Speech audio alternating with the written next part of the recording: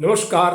पूर्णचंद कांडपाल आज episode number 793 लेके आपके सामने उपस्थित हूँ।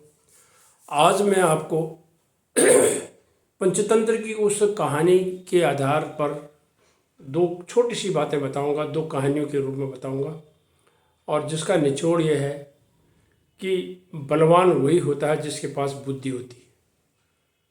जिसके पास बुद्धि है वो जीतता है, धैर्य होता है वो जीतता है, संयम होता है वो जीतता है।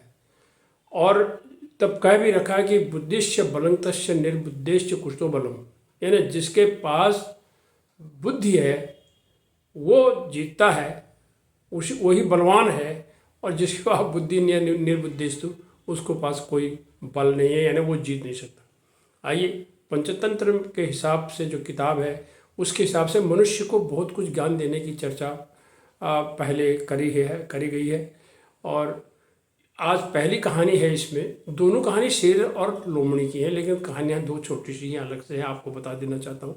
पहली कहानी में ये है कि शेर जंगल का राजा, और उसने अपना हिसाब लगाया कि भाई कैसे मैं इधर उधर ना जाऊँ। सारे जानवरों को बुला के सभा बुलाई, और बुलाने के बाद ये कह दिया कि भैया ऐसा है, समझौता कर लो, मुझे तो अपना खाना पीना चाहिए, तो प्रतिदिन एक जानवर मेरे पास भेज दो बस, और मैं अपना काम कर लूँगा और तुमको बीच में मारूंगा नहीं, तुम बाकी मस्त हो के अपने जंगल में पिकनिक मनाओ।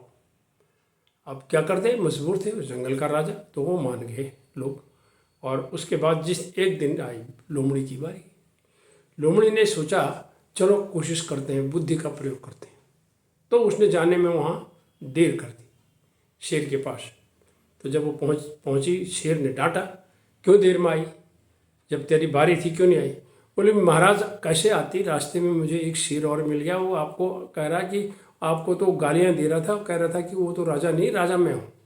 बोला ये बात है, तो शेर को गुस्सा आ गया और उसने कहा चल दिखा मुझे। वो पीछे पीछे चले तो एक जगह पर एक गड्ढे में पानी था भरा हुआ, और उसमें थोड़ा गहरा भी था, वो कोई कहते हैं कुआं था, और उसमें उसने कहा देखिए महाराज इसके अंदर है, इसके अंदर छुपा बैठा है, कभी भी ये आ सकता है। तो बोला कहाँ, तो शेर आया और शेर ने देखा, और उसके बाद नीचे देखा तो उसने खुद अपनी परछाई देखी, उसमें बुद्धि तो लगाई नहीं, बल था। देखा तो वो जैसे गुर्राया हो, और वो नीचे वाला भी गुर्राया क्योंकि वो उसका प्रतिबिंब था। उसके बाद और जोर से गुर्राया, और उसके बाद उसने उस पर झपट्टा मारने के लिए नीचे गया, और शेर गड्ढे में घुसा और समाप्त हो गया। दूसरी एक और छोटी सी कहानी है, शेर मरा। यहाँ पर शेर ने फिर लोमड़ी ने चुतरा दी और शेर ने बल से मारा। इसी तरह कहते हैं एक बार एक गुफा पर चली गई थी लोमड़ी, और वहाँ से जब वो भागी तो पीछे पीछे शेर। तो उसको दिमाग में एक बात आई थी कि उस रास्ते से वो गई कि आज शेर को मारना है। तो एक जगह पर एक पेड़ गिरा हुआ था पीपल का, बहुत बड़ा मोटा, और उसमें आराम से लोमड़ी घुस सकती थी, खोखला हुआ था, उसके तने में खोखला था, उधर से निकलने वाला था, पार हो सकती थी, सुरंग कह लीजिए, पेड़ की सुरंग थी।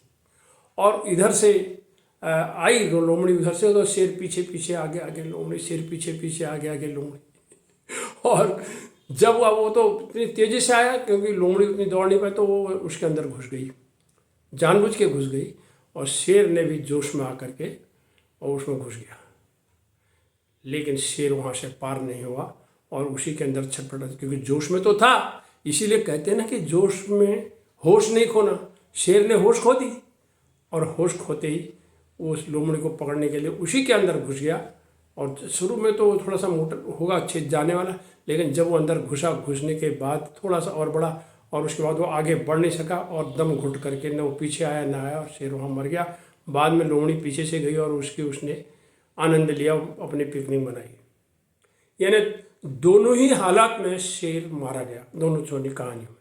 तो ये कहना इतना ही चाहते हैं कि हमेशा धैर्य और संयम और बुद्धि के साथ अगर हम अपने कार्य को करें, हमारा जो जन जागृति का संदेश यही है कि यदि हम एकदम बौखलाएं नहीं, एकदम उतावली न करें, एकदम गुस्सा न करें, तो फिर हम जीत सकते हैं।